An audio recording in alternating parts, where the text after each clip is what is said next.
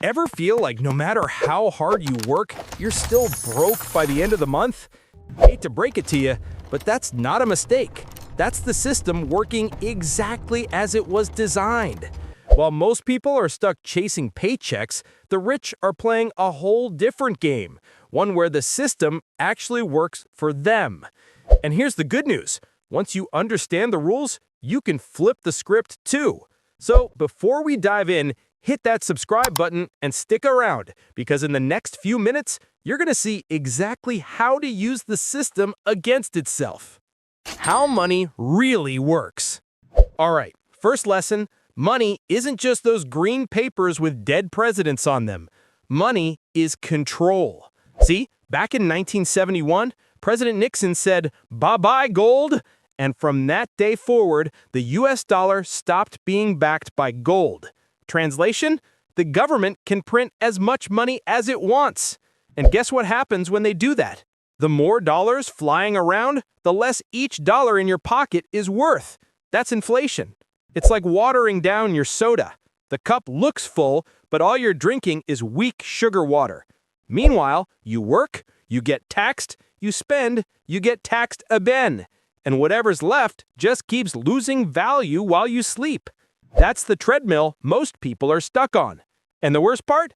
They don't even realize the treadmill is on max speed. But here's the thing. The wealthy, they know this game inside out. And instead of running in place, they step off the treadmill and put their money to work.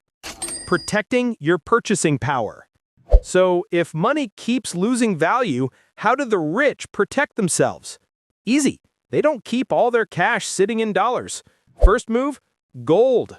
It's like financial insurance. When the world freaks out, gold usually shines. Second, the dollar itself. Sounds weird, right? But compared to weaker currencies, the US dollar is still the big boss. That's why in every global crisis, people run straight to it. Third, Bitcoin, digital gold. Volatile? Absolutely. But limited supply means it can't be printed into oblivion. And finally, stocks.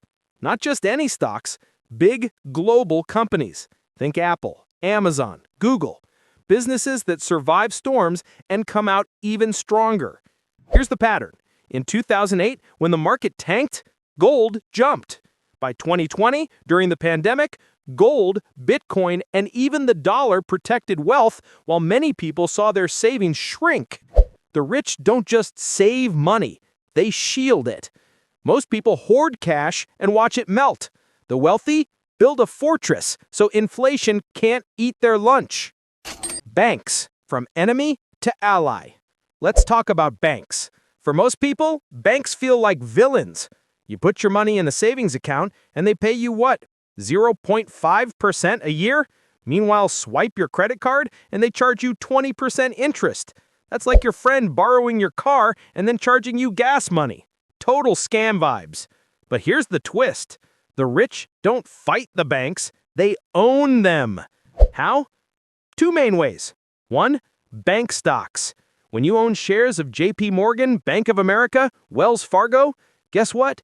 Every time they make billions from credit cards and loans, a piece of that profit comes back to you as dividends. And two, lending to the bank. Sounds crazy, right? But that's what happens when you buy a CD or certain bonds. You're basically saying, "Here, bank, take my money, but pay me way more than you pay savings accounts." And here's the kicker. Banks always win in any environment. When interest rates are high, they charge more. When rates are low, they hand out cheap loans and make money on volume. So if banks always win, why not sit at the winner's table? Debt, the tool that separates rich from poor. Now let's talk about debt, everyone's favorite nightmare. For most people, debt is just pain. Maxed out credit cards, endless car payments, student loans that feel older than you are. That's bad debt. You borrow money to buy stuff that only takes money out of your pocket. But the rich, they use good debt, debt that makes them money. Example, imagine buying a $300,000 rental property. You put some money down, the bank lends you the rest. Who pays the mortgage? Your tenants. Over time, the property value goes up, your loan goes down, and you build wealth using other people's money. Or in business, let's say you borrow at 5% interest, but that cash lets you buy more inventory and double your sales. If the return is higher than the interest, the debt literally pays for itself. Here's the golden rule. Bad debt buys you things, good debt buys you freedom. The middle class borrows to look rich. The rich borrow to become rich. Credit score and taxes, hidden levers. Okay, so you know how to protect your money, profit with banks, and use good debt. But there are two secret levers most people ignore: credit score and taxes. First, credit score. In the US, your score is like your financial GPA. A 750-plus score means banks practically roll out a red carpet.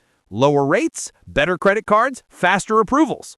Drop below 600, suddenly you're paying double the interest for the same loan. That's like your neighbor buying the same car as you, but his monthly payment is half. Painful. Second, taxes. The average 9-to-5 worker pays the highest share. Uncle Sam takes his cut before your paycheck even hits the account. But the wealthy, they play a different game. They set up LLCs or S-corps and deduct expenses legally. They use Roth IRAs or 401ks to grow investments tax-free. They even use tools like the 1031 exchange to sell a property and roll the profits into another. No taxes due right away. Lesson? It's not just what you earn, it's what you keep that builds wealth. So let's wrap this up. The system was never built to make you rich. It was built to keep you running in circles. But now you know the 4 levers the wealthy pull every day. 1. Protect your purchasing power. 2. Own the banks instead of fighting them. 3. Use good debt, not bad debt. 4. Play smart with credit and taxes. The truth? The system doesn't change. You do. Once you learn the rules, you stop being a pawn and you start playing like the king. If this video opened your eyes, hit that subscribe button, turn on the bell, and share this with someone who's still stuck in the money trap. And hey, if you made it all the way to the end, drop the best coin in the comments so I know you're part of the few actually ready to flip the game.